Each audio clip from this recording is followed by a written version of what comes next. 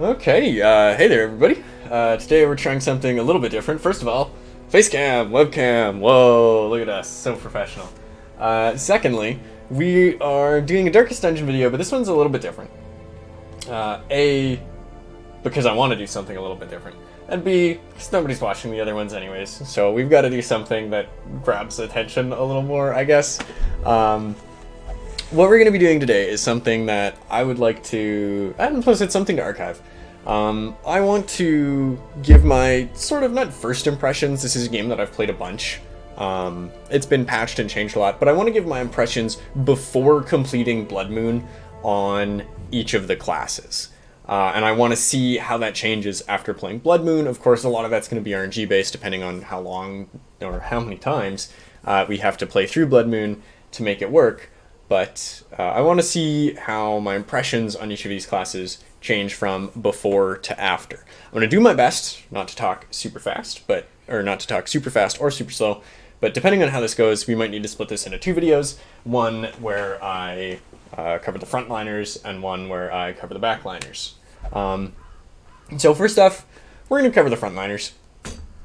I like my beefy boys. I often find that I wish I could run some of them further in the back and just play a little more safely. And obviously the frontliners tend to have pretty high damage. I mean, the absolute disgusting base damage of 13 to 26. Look at that, boom. Nowhere else is that even close. Fucking, oof. I thought Hellion had higher base damage than that. Hellion and Crusader have the same base damage. But first off, we're going to look at the Leper. I absolutely love the Leper. I know a lot of people don't, and a lot of people do. This is a very divisive class. I'm very happy to take the Leper all the time and gear him up with, let's see here, gear him up. This is, by the way, an old Radiant save, or not old, this is sort of my most recent Radiant save where we've got one of every class, and we've made it through a couple of the Darkest Dungeons. We haven't beat the game on this save yet. But that's just because I'm lazy. But I absolutely love to take the Leper, give him any of the charms. I give accuracy. Obviously, Focus Ring is good. I don't actually like to drop his dodge. This one has some extra dodge and some extra accuracy in his traits, which are good for everybody, not just him. Brawler's Gloves are fantastic, and a Sun Ring, of course, especially because he's got his own way of mitigating stress. The Leper is one of my favorites. He's got a lot of versatility in his kit. You can see that I actually haven't unlocked any of his other abilities myself. Revenge is just nice for boss fights. Again, you can Focus Ring and then you go really ham the damage. Withstand's just wonderful. His bleed resist is really poor. I will say it's hard to pair him with the Occultist, so you do kind of have a limited party composition in that way.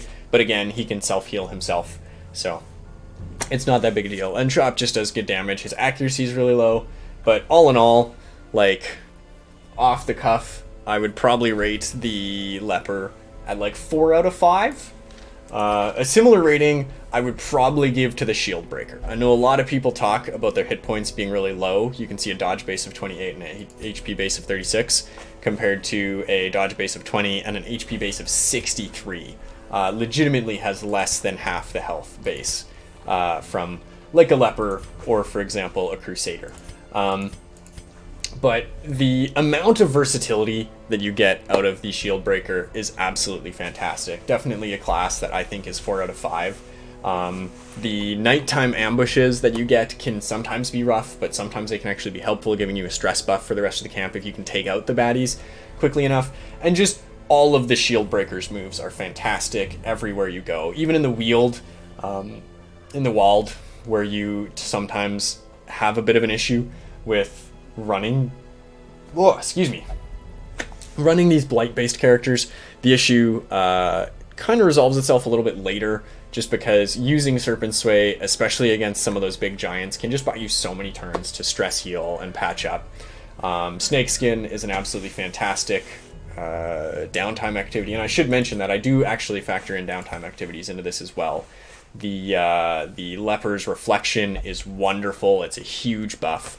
Most of the other ones I'm actually not a big fan of, and similarly with the Shield Breaker, I'm not actually a big fan of anything except Snakeskin, another time cost 3 buff that I'm a big fan of.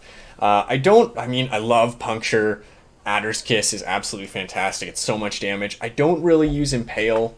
Like there are so many different moves that are useful for different dungeons. There is so much flexibility. You don't need to run it in the front. You can combo it really well with the Highwayman or somebody else that wants to dodge forward, or you can combo it with somebody like the Leper who just wants to stay still. And if they're both taking a lot of damage, the Leper can patch up. You can Serpent Sway with the Shield Breaker. 4 out of 5 for the Shield Breaker, 100%. Here's a Hellion. People are going to hate me for this. People are going to hate me for this. This is a 2 out of 5 class for me, 100%. The damage is the same as the Crusader, and you do have more target access at the cost of needing to be in the first position. Barbaric Yawp is good. Adrenaline Rush can be good. Like a heal for 4 is kind of whatever. The boost to help counteract the debuffs that you're going to give yourself is good. But the fact that you can no longer cleanse the debuffs easily makes this a tough class to play. Just because bleed out, it's good bleed damage, but your second attack is going to hit awful, and it makes it hard to run in the Cove. It's certainly not a bad class by any means, but I, in almost every circumstance, would just rather have a Crusader.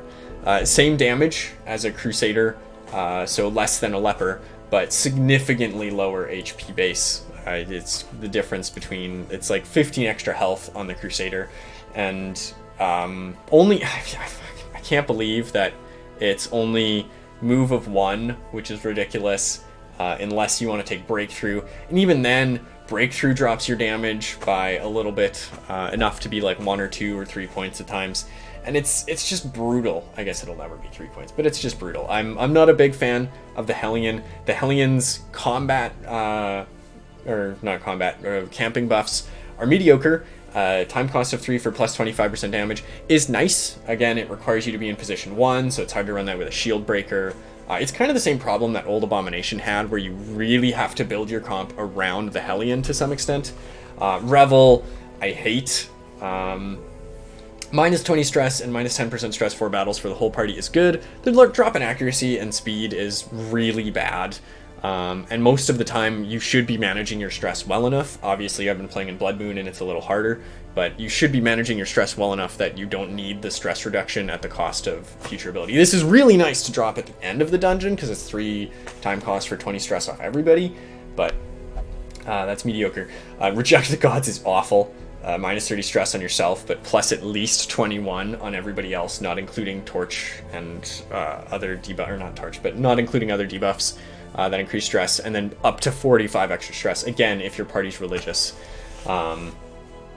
Not something I'm a huge fan of. And then Sharpened Spear is really nice. Like, I will say, hitting, what is that crit mod? 29% base plus 8% is, what, 37% base crit on your basic attack, which is really good. Obviously, the Crusader gets nowhere near that. You're hitting a crit of, 11% on your base attack, but that's with a stress, with a camping skill. So the Hellion, like 2 out of 5. You can see I've only got 1 on my roster. The only reason I have so few Lepers is because I obviously like to run a bunch of other beefy frontliners, which we'll get to now. I never used to like the Crusader. I've come around from 3 out of 5, or I used to honestly probably, like when I started playing this game, probably thought he was a 2 out of 5. I think now I'm at the point where I think the Crusader is a solid 3 to 4 out of 5. There's so much flexibility here as well. Obviously, you see I don't have Holy Lance again. This is somebody I keep up in the front like the Hellion, but you don't have to worry about having religious party members, and in fact, you benefit from a lot of the Vestal, like, for example, religious party buffs and the like. You have a little more options. You obviously don't have the backline target acquisition or the 3rd rank target acquisition, but the fact that you have a little bit of a heal, you've got Mark and Protection on yourself, and you've got Inspiring Cry for that extra stress healing, plus the Torch you can keep up. It saves you a lot of money on torches. I'm just a big fan. Obviously, accuracy is the same on both sides, but again, the Crusader's skills I like significantly more. Obviously, Zealous Speech isn't quite as good as Revel in terms of raw stress, but you don't lose the accuracy and the speed, and this one's significantly better to do if you've got 4 battles left. You get 15% stress less rather than 10% less stress, and you just don't have to worry about the accuracy and the speed. Obviously, there's an extra 2 time cost, which is certainly rough. Zealous Vigil is a fantastic, prevents nighttime ambush. trait. Stand Tall usually doesn't come into effect, but sometimes it does. And then Unshakable Leader can be a nice little time cost to just mark yourself, start taking a bunch of the aggro, and then you don't have to worry about any of that. Also, his resistances are pretty high. The Hellions are just as high, so maybe I'm being a little hypocritical there, especially since some of the Leper's resistances, like to disease and bleed, are so incredibly low. But I do like the Crusader more. I feel like there's more flexibility. I like the ability that you have to stun and then still deal damage. With the Hellion, you stun. You can only stun 3 times per battle. It does stun both frontliners usually, but oftentimes it's almost as good to just stun one of them anyways for 50% damage. It's not nothing. It can crit, give you stress reduction. This can't. Obviously, you're getting more crits on Wicked Hack, but the fact that you don't have to debuff is pretty good. Obviously, base speed is significantly lower on the Crusader and on the Leper. I'm not a speed junkie. That sounds funny. I'm not a speed junkie in this game. I know a lot of people care more about speed, especially like if you're in only a 3-round combat. Going first means you might get 3 actions rather than 2, or you might make enemies take 2 actions rather than 3. But I find that with a well-built team comp, again, this is Pre-Bloodmoon, it's not that big of an issue. Not necessarily a frontliner, but definitely not a frontliner. I don't know about the Abomination. I'm gonna give him a 3. I don't really care intensely about the Abomination. The Blight is great. The stuns are great. The damage is kind of low because of all these minus damage modifiers. Obviously, his base damage is higher than everybody we've covered, except for the Leper so far. Even the Shield Breaker has 9 to 18. But the issue with that is the Shield Breaker has a lot of increased damage, a lot of armor penetration. Like, the Shield Breaker has immense flexibility. And the Abomination, I will say, it's actually not too hard to maintain the stress and to be able to go into crazy Abomination form. I love them for boss runs, and I love them for runs where you might not take a healer. Again, you can run Leper Abomination now as your front line. They both have Absolution and Solemnity to stress heal. They both have, I feel, a little more flexibility than the Hellion. I definitely would rather have an Abomination than a Hellion 90% of the time, unless I desperately need someone to take the front rank, in which case, if you're not really geared for stress removal, the Abomination isn't great. But just the fact that you heal whenever you transform, the fact that you have Absolution to heal yourself and remove some of that stress, he works great. Regardless of the trinkets you put on him. Obviously, I'm a big fan. I haven't been talking about trinkets too much. Most of the time, I'm happy with neutral trinkets. But for the Abomination, I'm very happy to use the Padlock of Transference and the Protective Padlock on a non-boss run. And it makes him a decent stun Blight bot with the chance of going in a little ham from the front line. Having someone who can do AoE Blight from the front line and stun the third row from the front line is kind of nice. Obviously, you'd kind of probably rather have the Bounty Hunter for that. And then extra protection at the cost of 1 speed. Again, I'm not a speed junkie. His nighttime activities are less great. That is a lot of extra stress. Anger management is fine. The quickening, again, I don't care too much for speed, but it gives him an absolutely massive speed of 13, which is huge. And Eldritch Blood, I don't tend to use these preemptive buffs, but especially in the Darkest Dungeon, these can be handy, giving you that extra edge to avoid taking some of those massive Blights and Bleeds. So the Abomination, I'll put it at a solid 3. I wouldn't probably take it most of the time over Crusader Leper, or some of the other frontliners we'll get to, but I definitely would take it over a Hellion. Next up is the Flagellant, the heavily nerfed poor Flagellant, someone I used to love, but it's still good. A Flagellant is still absolutely fantastic. You do have, again, a lot of flexibility. First off, I really want to cover Lash's Solace here. Lash's Solace is absolutely fantastic. For a time cost of 3, dropping 50 stress off yourself. I know the Flagellant has a different affliction, but keep him out of it if you can. Time cost of 3 for minus 50 stress means that you can take a bunch of extra stress on this guy, especially using something like Endure. You can Jester to remove his stress, and then Endure him to remove somebody else's stress, and he's getting less stress. Like, I absolutely love the Flagellant. He's got access to every single rank, depending. Obviously, he's harder to run somewhere like the Cove or the Ruins, but he excels in the Crimson Court. Suffers absolutely fantastic I didn't actually realize it gives him minus 40% stress for a while. That's actually really good. Giving him the marks, giving him the bleeds, giving him the blights so that he can enter exsanguinate territory. He's really rough in the early game because this only heals like a third of his health rather than 50%. And so it keeps you in range to do another exsanguinate sometimes, but then your second exsanguinate heals you for like 50%, and then the next one heals you for 0, and you just have a huge debuff for quite a while.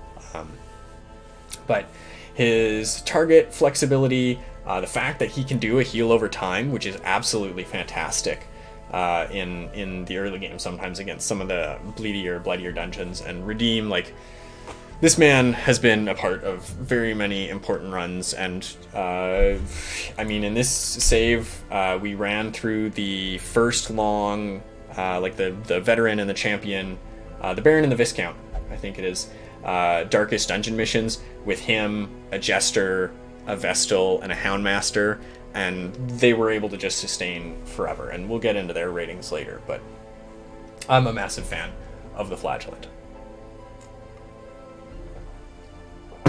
Have to hydrate. Okay. Next up, the Man-at-Arms. I don't know what I can say about this guy, other than a solid 4 out of 5, like sometimes 5 out of 5. He's almost always exactly what you need. Extra riposte is fantastic. The defender is fantastic. Free stuns into the first and second rank. He's received some nerfs over the time as well. But bolster is an absolutely massive buff. 10 dodge and minus 20% stress for the whole battle, for your whole team. Almost all my battles start off with retribution into bolster, or vice versa. You can defend an ally and guard yourself for an extra 30% prot. It's absolutely massive. His HP base isn't as good as some of the others, and he doesn't have the ability to heal like the Crusader does stress-wise. His Rampart shuffling him makes him a little harder to run with someone like the Shield Breaker, especially because I like to run the stun over running just the regular Crush, as you can tell here. But I'm an absolute huge fan of the Man-at-Arms, just for, again, like the versatility that he brings. Obviously, he brings less versatility than the Crusader, but the fact that you give that allies that huge buff, you can guard enemies, or you can't guard enemies, you can guard an ally. And then riposte. I am a riposte junkie, 100%. His riposte isn't as good as the Highwayman's at times, but 20% extra damage, or 20% less damage, 4% extra crit, is really not that bad. You can give him some offensive trinkets, and he can focus on swapping between Retribution and Rampart every turn. Everybody knows and everybody loves his camping skills. Again, I haven't picked up the ones I exactly want. 15% prot and 50% damage is fine for himself for time cost 4, but giving the whole party plus 10 dodge and plus 5% crit for 4 is absolutely fantastic. Again, use that with bolster, all of a sudden everybody's got 20 dodge in a fight. Your Jester is hitting like 60 dodge, the enemies are, hitting him like 20% of the time, and you're just laughing. Instruction, I'm not a big fan of. Again, the speed is a major component in the time cost of this, and I'm not a big fan. And then weapons practice is great. It doesn't hit him, unfortunately, so you really have to make sure that all 3 of your other companions are benefiting from this. So you're getting kind of essentially plus 30% damage. And then the 75% chance of it plus 8% crit is really nice. Like, if you get that on someone like a Highwayman, you're looking really good. 10% damage, 8% crit is absolutely fantastic. So again, Man-at-Arms is an easy 4 out of 5, maybe, depending on the dungeon. Again, you can take him anywhere. His damage base is significantly lower. Like, he's 8 to 14 compared to the Crusader's 10 to 19, and the Crusader comes with heals and stress heals. But the amount of damage that the Man-at-Arms will prevent you from taking, and the retribution buff, and the fact that you can run him in the back line and run command to buff the whole party with accuracy and crit, and then guard an ally so that they get the extra 25% damage. Like, there's just so much different weird stuff you can do with the Man-at-Arms, and I appreciate the flexibility. And then his camping skills are fantastic, primarily tactics. You can see actually here we don't have a great sample size for the Bounty Hunter. I've run them many times before, but I don't know. The Bounty Hunter seems like someone I would love to use significantly more. The damage base is fine. I believe it's almost equal to like the Crusaders once you get that up to max. Obviously, collect bounty can do massive damage versus human. The mark is an okay mark. Removing prot is fine. But again, there's so much flexibility in this guy's kit. There's the pull, there's the stun, and the knockback. I mean, I love uppercut. Taking somebody in one of the front 2 ranks, punching them in the back, or usually take the second rank person, punch them into the back rank, get somebody a little closer. It functions almost as a pull, but it also comes with a stun, doesn't have the damage. Come hither marks. Like, there's so much in this kit that I can't believe that I don't run this character more. But my main issue is that I have a hard time finding when exactly I want to run him. I often have so many backliners I want to run and so many other slightly beefier frontliners I want to run. This is somebody that I should definitely try more in Bloodmoon, because again, there's so much battlefield control, but you only get the 4 moves. I legitimately don't know how to skill a proper bounty hunter most of the time. I guess probably, oh man, because if you take no marks and you take uppercut as your main movement ability, you're not getting the bonus damage on collect bounty, and your damage is pretty low. So you really need to get somebody marked.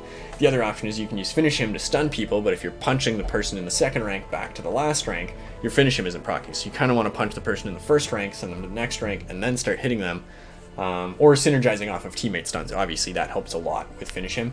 I do think I tend to use finish him more, especially since you can hit the third rank with it. And then flashbang is really great, hitting the backliner with it and shuffling them kind of almost to the front.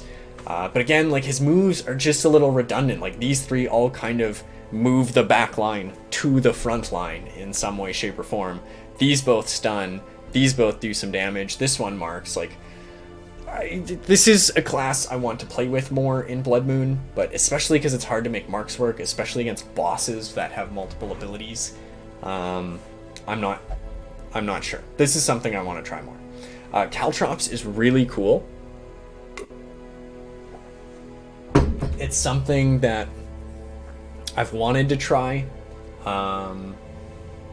using more, but the fact that you're spending your whole turn for kind of a mediocre bleed on one of the backliners, oftentimes which have really high dodge or have a really high chance to resist the bleed, or sometimes the debuff oftentimes. The -4 speed is really good, and the plus 10% damage taken is really cool. But most of the time, I'd kind of rather just pull and mark, or shuffle them forward, or punch somebody else to the back line. So, I don't know. There's a lot that is really cool about his kit. His time cost 2, plus 10 accuracy, and plus 8% crit. I don't mind. Again, compare that to... whose was it? Who gained accuracy and crit? Compare that to the Leopards, which is 10 accuracy, 8% crit, with an extra 20% stress for 1 cost, which is one of the reasons the Leopards is so good. It's almost as good as Sharpened Spear crit-wise. It's 8% crit rather than 10%, but you also get plus 10 accuracy, which is obviously fantastic. And the accuracy base is the exact same base-wise. Tracking is fine, it's whatever. Planned takedown is certainly interesting. It's really only useful against bosses unless you're fighting Swinatars or ghouls and stuff, and those come up, but you don't know how many of those are going to be in the first 4 battles after you camp. And then Scout Ahead is something I don't use enough, but getting that critical scouting chance, finding that, well, first off, knowing where the monsters are, preventing you from being able to be surprised completely, which is why I think it's significantly better than tracking, but also giving you the ability to find that secret room a little better. I'm a fan of the Bounty Hunter, I think, but I don't use them enough, so I'm going to leave him at about a 3. I don't think I drop him down to a 2, but definitely give him about a 3. The final 2 frontliners that I'm going to talk about here, I mean, it's basically the rest of the squad. Obviously, I thought I had an Equerry. I do have an Equerry in here. We're what? 24 minutes in? We'll finish with the whole fucking roster. We've got Dismas, obviously, a highwayman, is a lot of the time is a frontliner, using Duelist's Advance and Point Blank Shot to swap back and forth, using Wicked Slice to deal tons of damage to the front goddamn ranks. The damage base is a little low, but the damage modifier on Wicked Slice is 15%, on Point Blank Shot it's plus 50%. Your dodge base is okay, your HP base is fine. Obviously, almost all of his moves are useful. Grapeshot Blast is really interesting, giving targets plus 4% crits received. But just Duelist's Advance alone is absolutely massive. It's obviously significantly better than the Man-at-Arms riposte. It's 5% more damage, quote-unquote, and 1% more crit. But you also have the option of being a little... Now, with the Man-at-Arms riposte, you get to guard other people for free. To make that work with the Highwayman, you have to take an Antiquarian and guard, and that can only be done 3 times per combat, and it's a little sticky anyways. So, but the huge tracking shot buff that you get is 20% damage, 10 accuracy, 8% crit.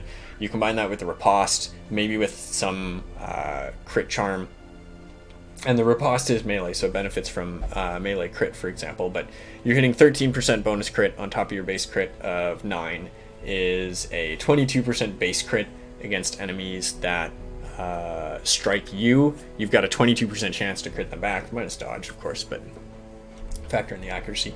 Like, there's so many bosses that use AoE attacks. I absolutely love riposte. I am an addict to riposte, so I don't know what you can say about the Highwayman. He does everything you want. If you want him to have backline access and be gun-based, there's plenty of trinkets for that. If you want him to be a little bit more frontline, 7% melee crit skills is fine. Obviously, you'd rather have Wicked Slice up if you're doing that, but you don't usually want to throw a focus ring on him. But throwing in some, like, even just the good old Sun Ring or Camouflage Cloak and Sun Cloak, and give the dude 50 dodge, 55 dodge while your lights up. Give him the Antiquarian's shield buff. I'm a big fan of running him with the Man-at-Arms, so that both your frontliners have riposte, usually with a third line Antiquarian or Jester, and then the Jester dodges, and then just a Vestal or an Occultist in the backline, usually a Vestal for the more consistent party-wide healing, but and he goes in almost any composition. Like, he's so flexible. He's third line, second line, first line. You could play him fourth line and just pistol shot. Obviously, I'm not a big fan of that. His nighttime activities are good. Gallows Humor is really weird, but it's on average. You get 25% stress off for yourself, and then 15. It's an average of what, like 13 stress off of each ally for 4 is not bad. It's not great. Unparalleled Finesse, obviously, since I like playing the riposte build, I'm a huge fan of this. Again, it's an extra 10 dodge, extra 20% damage, extra 10 accuracy, plus the speed to get that riposte off early, but his speed's already 7. You're only going to get outspeeded mostly by stress damage dealers. The Clean Guns is fantastic as well if you're going for the more ranged build. The only issue is in that case, kind of what you would want to do, I find, is open with a point-blank shot, because point-blank shot is just really good.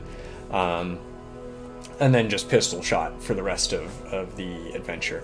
But even then, it's 10 accuracy, 20% damage, which is the same as Unparalleled Finesse, but Unparalleled Finesse gives you 10 dodge and 2 speed rather than 8% crit. Now, obviously, pistol shot has a huge crit modifier. It's got a crit modifier of 11.5, brings us to 19.5 crit modifier, plus the 9 base is a 28.5 crit chance without trinkets. So you can make him into a ranged crit machine, don't get me wrong.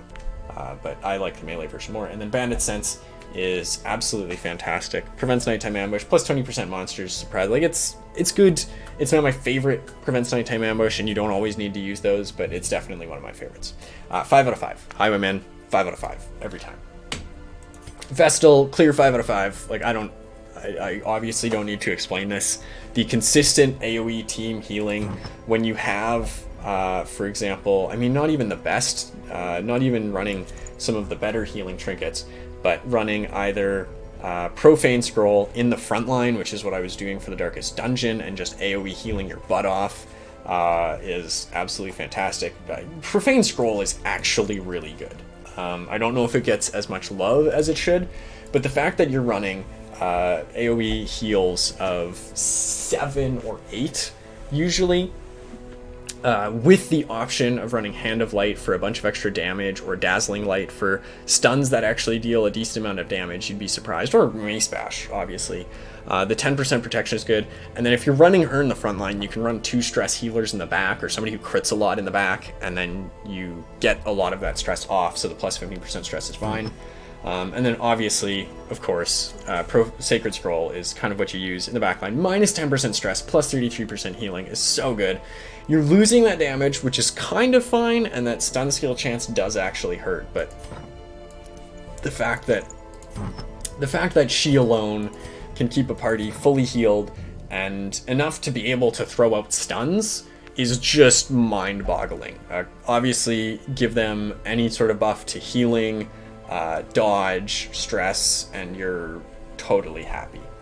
Sanctuary is one of my favorite nighttime ambushes just because it comes in the clutch sometimes. You get that one ally that gets a couple crits in a row, you go for that immediate rest, you heal them back up by 50% because they're probably still sitting on death's door.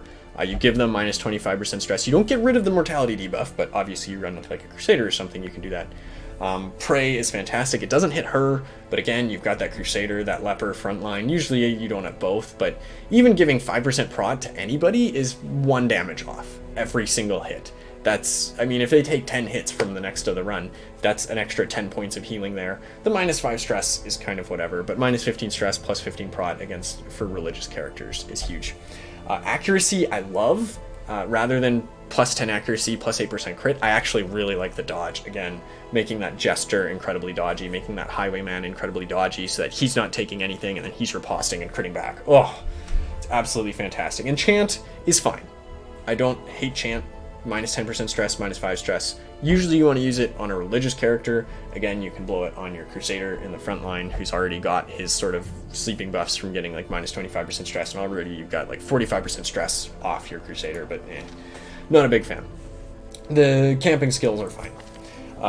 The Houndmaster is someone I don't use enough. As you can see, I've only got 1 Houndmaster, whereas I've got 3 Jesters.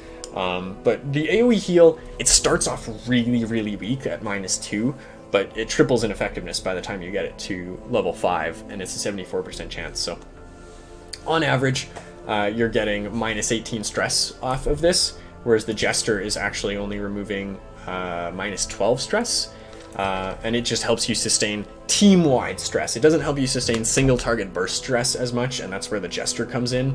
But the AoE heal is good. The fact that you have access to any target anywhere is absolutely amazing. Guard Dog is really good for dodge tanking. You get 40 dodge if you use this multiple times in a row and you want to, because it only lasts 1 turn rather than the Man-at-Arms, which lasts 2, and that's a huge, huge drawback. But especially against something like the Giant in the front line, in the Weald, you just blow a couple guard allies on yourself, or guard dogs on somebody in the front line, and you've got 40 extra dodge. Again, dodge base of 30. HP base is a little low, especially to put them in the front line, but it's absolutely fantastic. And Lick Wounds doesn't get as much use as I'd like it to. Honestly, a lot of the time it could be swapped for Mark Target, which is minus 30% prot, which is big, but it is something that I usually have slotted. It's a good heal. It can crit, get a little bit of stress reduction, but obviously you'd rather use your Hound's Rush to crit. Hound's Harry can be very good. Obviously this character doesn't have it unlocked. I prefer the single target damage, but there's nothing wrong with taking Hound's Harry. And then Blackjack, if this could be used in the 3rd rank, this would probably replace Hound's Rush for me. I mean, probably not, but it's good. The issue is that you can't take Cry Havoc, and Cry Havoc is so good. You can't take Cry Havoc when you're using Blackjack. Now, you could do something weird, like have a Highwayman in rank 3 or a Shieldbreaker in rank 3, start with the Houndmaster in rank 2, and then keep your Highwayman or Shieldbreaker in rank 3 until you kind of get the end of the fight, dive them forward, bring the Houndmaster back, and then start stress healing once the stuns are no longer useful. And that's very powerful, but it's something that I don't tend to do. As you can see, I don't have it skilled in, but there's, again, a lot of flexibility in this character. Almost never a frontliner, first liner, but again, everywhere. Obviously, all of these can be used from rank 2, except for Cry Havoc. And rank 2, you have access to a very good set of skills, and rank 3, you have access to a very good set of skills. And rank 4, actually, because all of these can be used from rank 4. So if you need somebody to be in rank 3, you're happy. Hound's Watch is probably, well, I mean, it's very similar to the Highwayman's. It's very good for prevent nighttime ambush. It's just there in case you need it. Therapy Doc is really good. Minus 10 stress, minus 10% stress for 4 battles.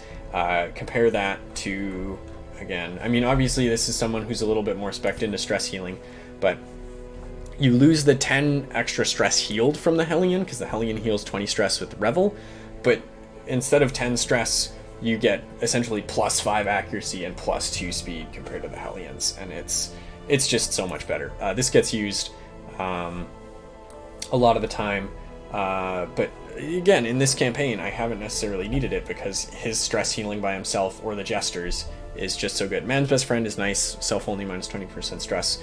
And then Release the Hound, again, is actually not that bad. The time cost of 4 really hurts.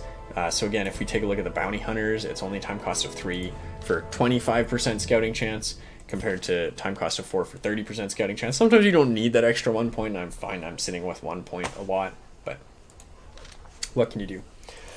You can see I don't use the Grave Robber quite as much, mostly because I'm just using the Highwayman all the time, or I've almost always got a Jester or Houndmaster or Plague Doctor in the back ranks, but you definitely can make the Grave Robber work. Poison Darts is decent blight, and it helps synergize with the Plague Doctor. The only issue is I find that I don't want the Grave Robber to be in the front line, and I don't usually want her in the third line with a Plague Doctor, because I'd rather have an Occultist or a Vestal there. And of course you can have an Occultist or a Vestal in second rank, but I'd rather have somebody beefier there.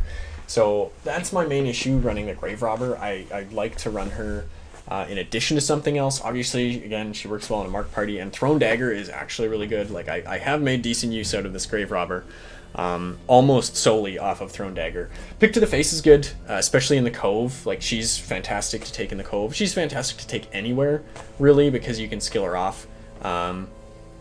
Shadow Fade is nice. It's something that actually you really should open combat with. Start her in the front rank, Shadow Fade back, and then just start throwing daggers. Unless the combat's only going to last 1 round, Shadow Fade's really good. Lunge you can make work. Like, you can Shadow Fade, lunge, Shadow Fade, lunge, Shadow Fade, lunge, or Shadow Fade, throw dagger, lunge, just that sort of thing.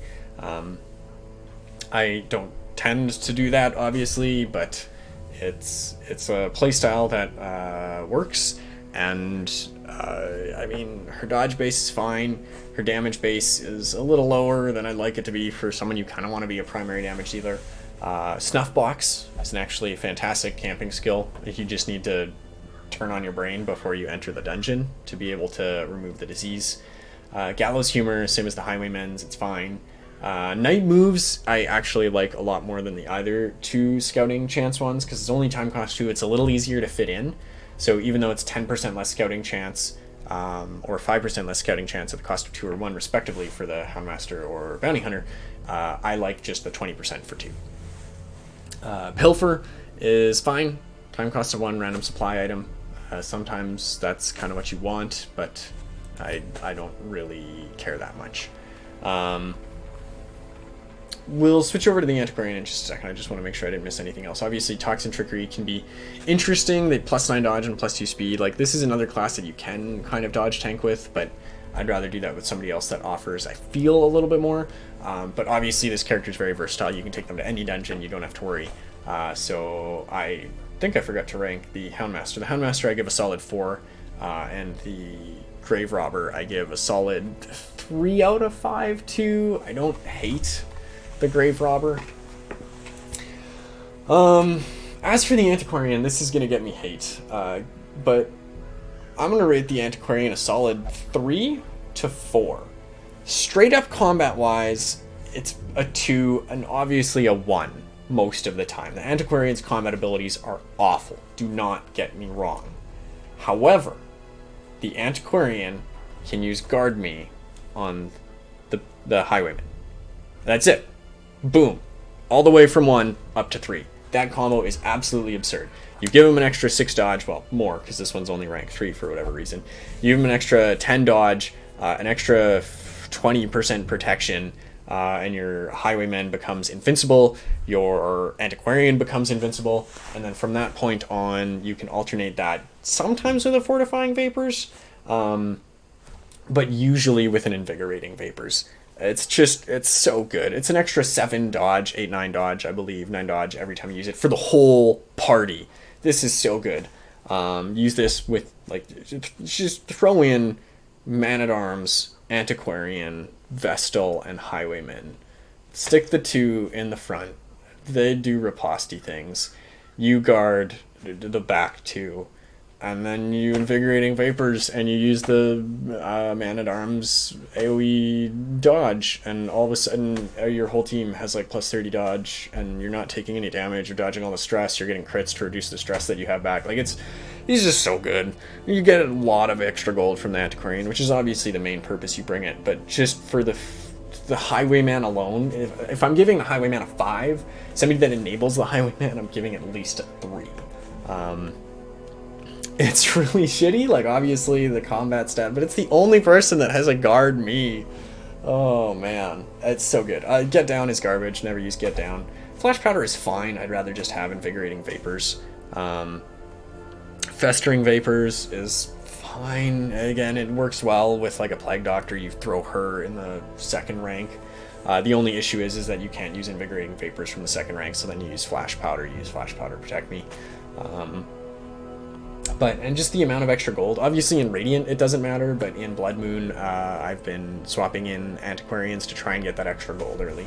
And Nervous Stab is, it's kind of fine. Trinkets Grounge is really nice, like you can high roll on that and get some good stuff. Strange Powders, again, I don't like to use these preemptive buffs too often, even though I should. Curious Incantation is so good, but again, a lot of the time you're using Protect Me, so it doesn't actually matter. And then Resupply, using it 3 times is actually very handy. Most of the time you're not going to need it, but that's time cost of 1, so you've got that extra 2 left, boom, resupply. You got that 1 left, boom, resupply. Compare that to like the Grave Robbers, where's your resupply? It Pilfer, only 1 use rather than 3. So there's that. Obviously you can see our Jester here has been to the Darkest Dungeon. 2 of them have. This one will almost certainly be to the Darkest Dungeon as well. This guy's coming to the Darkest Dungeon. There's just so much stress. So you need Jesters. So Jester's 5 out of 5. I don't really need to talk about this. I'm gonna talk about this because I like hearing my own voice. But you need a Jester or 12 on your roster. This one's kitted up to use Slice It Off and Harvest, and then Finale if they get pulled forward or shuffled forward, because that happens like turn 3 or 4 of the combat, you've used some Inspiring Tunes, some Slice It Offs, and all of a sudden your Finale does like an extra 80 damage. Obviously that's a bit of an exaggeration. And then Battle Ballad is good. I don't like these sheerly offensive buffs too often. The speed is really good, and this is one of the few times that I will be able to outspeed enemies. But I'd rather have it be a dodge buff because I'm a chump. I obviously don't use Dark Stab. There's no reason to get him into the... He's fine in rank 3. Every now and again you're stuck, you're like, oh well crap, I can't use Slice It Off or Harvest, and I got shuffled to rank 4, but then you just Inspiring Tune for the rest of combat and you don't give a shit because it's minus 12 stress and minus 20% stress. He also does have increased mobility, so you can get him into any rank, basically from any rank almost. Solo is fine, the fact that it marks yourself but it gives you an extra 20 dodge, like it's really good. It doesn't do anything except give Finale a bunch of extra damage. So let's say you've Inspiring Tuned a couple times, you've got plus 60% damage, plus 16% crit. You use Solo to get forward, and then you've got plus, 130% damage, plus 8% crit, 24% crit. You've got a 40% crit Finale, and it's doing, an extra 50% damage on what it already does, which is an extra 50%. So you're looking at a decently large hit. It's not something I do. Like Finale for me is kind of a panic move, and for the most part it's Slice It Off and Harvest, both of which I have skilled currently because generally you're going to want to use Slice It Off, but having Harvest, AoE abilities are usually not great in this game, but the fact that I don't really care too much about any of these other skills, obviously Battle Ballad is really good and you might normally want to take it, but I'd usually just Inspiring Tune instead of Battle Ballad. You take Harvest just so that either at the start of combat when you know there's 2 tankier enemies that need to be bled, you can bleed them both, or nearing the end of combat, you've got an enemy at 3 and an enemy at 10. You're like, well, I could harvest or slice off the enemy at 2, but no, you're gonna harvest him and get some damage on the other guy, and then they won't die. So efficiency. Turn back time is really good. If you've got an afflicted person on your team, it brings them back down to like 55 stress, and then like 3 heals later with a couple crits in there, you actually bring them out. This is so good for taking away afflictions. Every Rose Has a Thorn is really good. Obviously, it doesn't hit himself, but it's minus 15% stress for 4 battles, minus 15 stress. And he's got so much dodge that you don't really usually have to worry about it. For the most part, this dude, I throw on a Sun Cloak and a Chameleon Cloak, and all of a sudden you're hitting, well, first off, the plus 5% protection is nice. You don't have to worry too much about the added stress. But obviously this guy's got some very good dodge traits locked in, but you've got an extra 25 dodge on your base dodge of 35, is a base dodge of 60 as long as your torch is up. This guy's hitting a base dodge of 70 with that up, and then you run him with like the Man-at-Arms, bringing that dodge up to 80, and you will just never be hit. His HP base is really low. It's 35, but again, you're running a Vestal who's healing 8 to 10. I love the Jester. Jester's 5. Definitely way overtalked that. Plague Doctor is... This is very big. This is somewhere between a 3... This is somewhere between a 2 and a 4. I really do enjoy the damage over time Blight playstyle, but a lot of the fights you want to end faster before enemies get to take those 3 turns. So while Plague Grenade is 36 damage, it's kind of delayed. Now, the point where this really comes in handy is when you're running something like Crusader Leper in the front, and you don't have backline access in the ruins or in the cove, and you can Plague Grenade. Plague Grenade, Plague Grenade, Plague Grenade. Sometimes Blinding Gas, but usually just Disorienting Blast, shuffle one of them forward. But yeah, you throw a couple Plague Grenades and the backline will die, and as long as you've got enough stress removal and a tanky enough team, you don't have to worry too much. The only issue is that Blight Resist can be decently high, and obviously this is someone you don't really want to take to the Wield, just because they've all got Blight Resist and you're not going to be very helpful. The place that they are the most helpful, though, I have to say, 5 out of 5 in the Cove. Battlefield Medicine to cure that bleed from the fucking Uka crabs is so good, and then Plague Grenading their backline and shuffling them forward is really good there. So 5 out of 5 in the Coves, and 2 out of 5 everywhere else. The Blight playstyle is a little slow. I'd probably rather have just a Jester and another healer in the backline, and then a Highwayman in rank 2, or even using the Flagellant to kind of hit the backline in the non-coves, and even like a Shield Breaker Flagellant in the front to get that backline access and to not need the Plague Doctor for it. So that's where I fall on the Plague Doctor. 2 to 5, depending on where you take them. And I'm sorry, the Arbalest is a 1. The Arbalest's damage is really mediocre. Obviously, if you mark the target, it's huge damage, but there's just... Marks are so tough to make work in this game, because, for example, you pull with the Bounty Hunter and mark them, and then you shoot them with the Arbalest, I guess, but then your Bounty Hunter could have just hit them most of the time. And it's not a bad playstyle, but you're using 2 turns to kill a single enemy, which is what you want to be doing normally. 2 turns to kill 1 enemy is good. Rallying Flare is really good against especially like the Swine God boss, and Battlefield Bandage, I will say, is really good. Like, this character has a decent amount of utility, but these 3 skills are garbage, and just the base damage is a little low. I do take the Arbalest occasionally, but you can see our Arbalests are still level 3 and level 5, and even with the amazing trinket options that you have for the Arbalest, like Wrathful Bandana, I don't usually take. The damage is good, but Bullseye Bandana is fantastic, +8 +8 accuracy, +5% crit, and then you run that with the Prophet's Eye, which is plus accuracy, speed, and minus stress. Means that you're going to be going to a speed of 7, which is fine, but plus 23% accuracy and minus 15% stress at basically no cost. You lose a little bit of dodge, but it's not that much dodge. But that's just, it's so much accuracy. You're already higher than normal accuracy with a base of 110, but now you're hitting with a base of 123. Like, it does mean that, especially with a mark, you will be killing those backline enemies pretty easily, but I just find there's almost always something else I want to run in the backline. Usually a Vestal, usually an Occultist. Now what I will say, as I realize that I forgot the Occultist here, is that this works better with the Occultist.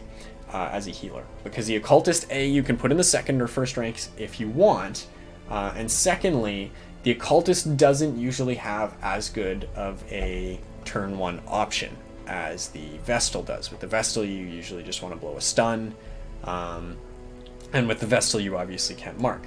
With the Occultist, you can start him in round 1, he can mark anybody anywhere. Where's his mark? He can mark anybody anywhere from anywhere. And then all of a sudden, you've used your Occultist and your Arbalest to take out one person. Your healer's actually getting a useful turn. And then obviously that brings your crit up to plus 20%. You've got a crit base of 10%, so you've got 30% crit without buffs. So I will say, I do think the Occultist Arbalest works better together. Maybe a Houndmaster in rank 3 and a Bounty Hunter in rank 1. But it's not a combo that I use a lot. Obviously, we've got our low-level Bounty Hunters. We've got our single Houndmaster up to rank 6. So that's a combo that I could use, but I'm worried about the damage being so low for Blood Moon. Rallying Flare is interesting. That is, let's take a look here. At max rank, it's minus 3 stress at 67% chance. So it's not awful. It's minus 10 stress essentially compared to the Houndmaster's minus 18, which is really rough. Like that's half as much. Clearing stun is really nice. Clearing marks can be good. Plus 7 torch. Like D stealth. Like rallying flare should be really good, but it's something I don't use a lot because again, I could rather be using bandage or sniper shot. So I will give the Arbalest a 1. It's rough. But field dressing is good. Healing 30. It does have the chance of doing nothing. It's not some total chance. You basically have a 25 times 75% chance. You've got a quarter of 3/4, quarter of 3/4. Brain is farting. I don't know. Like a 2 in 12, 1 in 6 chance or something. You got like a 1 in 6 chance of healing for 85% of an HP an ally. And for 2 costs, like healing somebody for 50% is good, removing bleeding is fine. It's obviously significantly better than wound care. At the very least, it's usually going to be plus 20%. You're not going to remove the blight, but it's a good kind of emergency heal. It does let you kind of work with the Occultist, especially with Battlefield Bandage. Again, if you don't have those consistent heals, you can kind of use the Arbalest as kind of a prop-up healer, like, oh shit, my Occultist rolled 4 turns in a row, well, let's use our Arbalest as the healer, and then let's rest and use field dressing, because those do actually stack if you rest soon enough. Marching plan, again, I don't really like speed. Restring crossbow, I really like. Again, especially if you're running with somebody else that you want to mark, dropping that speed can be good. Locking in plus 2 speed was probably a mistake here, given for the strategies that I've been talking about here, but 10 accuracy is fine. Your accuracy is going to be huge. Damage and crit. That's exactly what you want. And then triage is really interesting. Again, with the Occultist, someone who doesn't have an AoE heal, time cost of 3, just pop everybody up by 1/5 is usually enough, especially with the eating, to heal everybody to full. So, Arbalest, I mean, I'm talking myself up into the Arbalest, but I have to give at least somebody on this roster a 1, and as much as most people probably think it should be the Antiquarian, it's not. Sorry, I would take an Antiquarian in the back line over an Arbalest if I'm running any of like 3 different party comps. Yeah, I mean, if you're incredibly wealthy, you'd never run the Antiquarian there, but I mean, I can't. And then finally, let's scroll back up here and find our Occultists. The Occultist, again, has a lot of flexibility. Obviously, dodge base is fine, HP base is a little low, the damage base is a little low. Usually it's someone I throw in with a Chirurgeon's Charm, and then oftentimes a Camouflage Cloak or a Sun Cloak, just because you want to get them that little extra durability, especially because you might run them in the second rank. But because you have no trinkets that increase your healing, and I don't like running, what is it, Junia's Head? Junia's Head. It's a little rough. You do want to max their heal. I know it increases the bleed base for, like, you know, you're like, oh, well, it only increases the max heal by like 4. But the issue is it doesn't increase the max heal by 4. It increases your chances to roll the 0 heal, or to not roll the 0 heal by, you know, whatever, 4. Like, so instead of a 17 out of 18% chance to not roll 0, you now have a 21 out of 22 chance to not roll 0. So obviously level up your weird reconstruction. It is harder to run them with the leper, because the leper will eat that bleed 90% of the time. Not 90% of the time, like 50% of the time. And obviously taking 9 damage to heal for 9 or 5 or 0 is awful. And it's a little rough early game when everyone's bleed resist is low and you just keep rolling low. So, but Weakening Curse is really good. You obviously have the scum strats of 2 Occultists against the Prophet. And they can go in any rank and do this. You know, you can have a backline one, you can have a frontline one, you can have 2 frontline ones and 2 backliners beating on the Prophet. Like, Weakening Curse is very flexible, and it does a little bit of damage. It can crit. Same with Vulnerability Hex. Vulnerability Hex removing dodge is nice, marking the target. Hands from the Abyss is interesting. Like, it only has a damage mod of minus 50%, which is nice for a stun. The Torch minus 5 is a little rough, but it can be counteracted. Like, if it didn't have that, I would run these guys in the second rank a lot more. But that Torch minus 5 is a little rough, especially, I'm assuming, in Bloodmoon, where I've been running out of torches a lot faster. So you need some way to counteract that, so you can't, otherwise you can't spam this. Demon's Pull is really good. Clearing Corpses is fantastic, especially, again, if you're running like a Leper and a Crusader and you can't get that backline access easy and those corpses spawn. Demon's Pull is so good. It's got a decent crit mod, hits that backliner. Oh, I love Demon's Pull. Abyssal Artillery, I haven't been using a ton. Sacrificial Stab can hit one of those 2 targets for a bit of extra crit, and then against Eldritch, it's huge damage. It's 135% damage against Eldritch total, whereas this is 66% damage, plus 15% is like 75% damage. Twice is 150% damage. So you're doing 135% damage to 1 target if you're in like the coves, versus 150% damage split between 2 targets is 75. So again, AoE is generally not too great. It doesn't come with a minus crit mod, which is really nice, especially because the crit base is actually really high as 10. So it leaves you with a decent chance to crit. I will say that. Abyssal Artillery is nice for the crits. But again, Sacrificial Stab you can use in every rank but the very back rank. So you have that flexibility. And I do love the Occultist. His nighttime, his camping activities are interesting.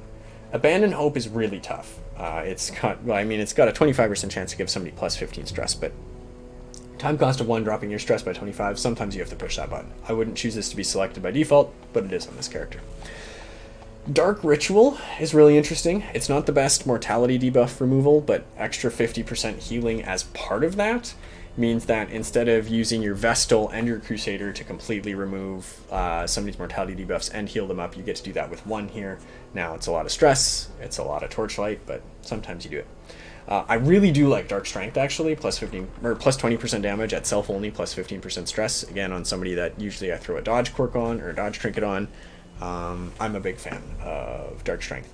And then Unspeakable Commune is really weird. It's the only time cost 3 prevents nighttime ambush, and it's only plus 21 stress for your team.